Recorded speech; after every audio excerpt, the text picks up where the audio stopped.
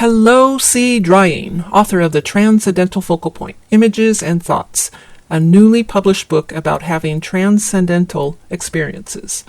Tell us about these experiences. Well, first off, there's nothing supernatural about having a transcendental experience. I suppose a scientist might explain it as a matter of increased serotonin levels in the brain. Okay, but what exactly do they feel like, and how do you trigger them? They're easy to trigger, if you want to call it that. We're all a little different, of course, but for me, I just go for a walk alone at a nearby park or in the foothills and pay attention to my thoughts and feelings as if I'm like a third-party observer. And then soon I'm like gushing with thankfulness. Thankfulness for the beautiful sky and trees and birds and all that. And then it seems like it's inevitable that I'll start feeling connected to all living things in a deeply profound way.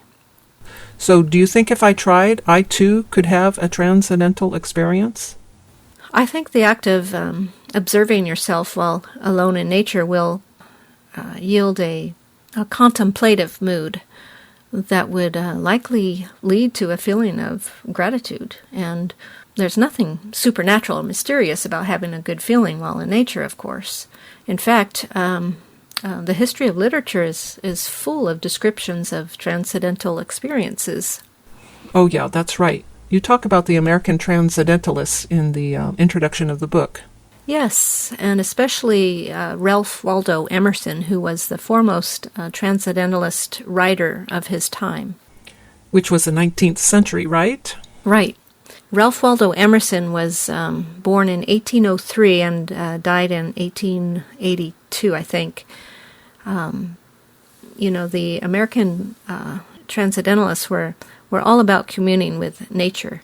Emerson wrote, man is the broken giant, and in all his weaknesses, both his body and his mind are invigorated by habits of conversation with nature.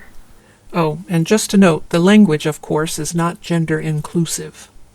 It's not gender inclusive, but I forgive him for that because I actually favor the idea that humankind is indeed slowly marching in the direction of progress. Although our postmodernists today criticize this idea as a constructed meta-narrative. But women are certainly treated equally to men these days, and if we completely refuse Emerson for merely abiding by 19th century grammar, well, then we'll miss out on some of his wonderfully written and deeply profound thoughts. Personally, I'd never want to place any restrictions on my appetite for profundity that way. Okay, good. Well, let's have a look at the book itself. It's a short book, only 104 pages, but it's definitely a pretty book with all its images. Thank you.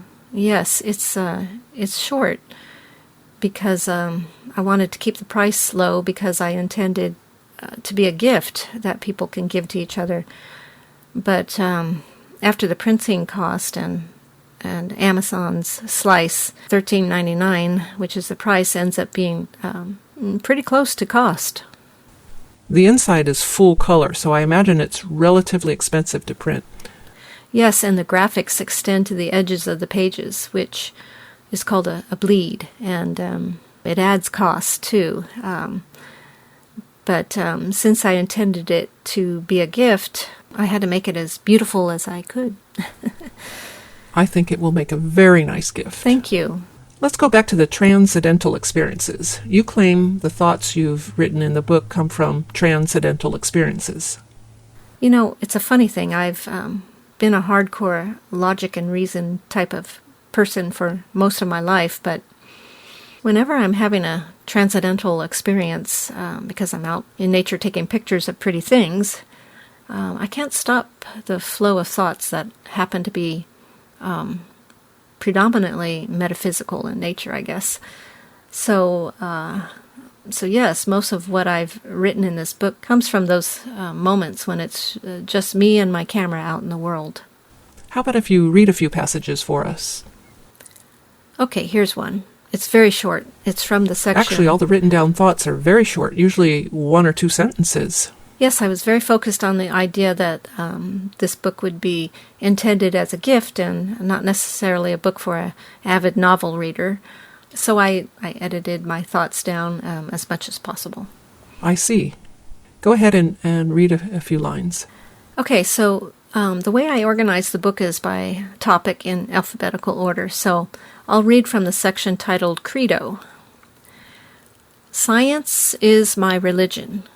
Nature is my chapel. Literature is my sermon. Reasoning is my salvation. Compost is my final contribution. How about another? Okay, this one's from the section titled Divine Essence. I reject the existence of all that is supernatural, but when I feel overwhelmingly grateful, I witness me thanking quietly a divine essence, and when I'm extremely forlorn or fearful, there I am calling out desperately to any ethereal entity who might hear me. Now, I sense a spiritual push and pull sentiment in these passages. That's an appropriate observation, especially because I try not to restrict thoughts that come to visit my mind. So there's bound to be many contrasting ideas. Will you read one more? Sure. This one's from the section titled Gratitude. The background noise of the universe is gratitude. You can detect it while walking alone in nature. I think Ralph Waldo Emerson would be very proud of you. All right, well, there you have it, The Transcendental Focal Point, Images and Thoughts by C.Drying. This book is available on Amazon. Thank you, C.Drying. I look forward to more of your books and photography. Thank you.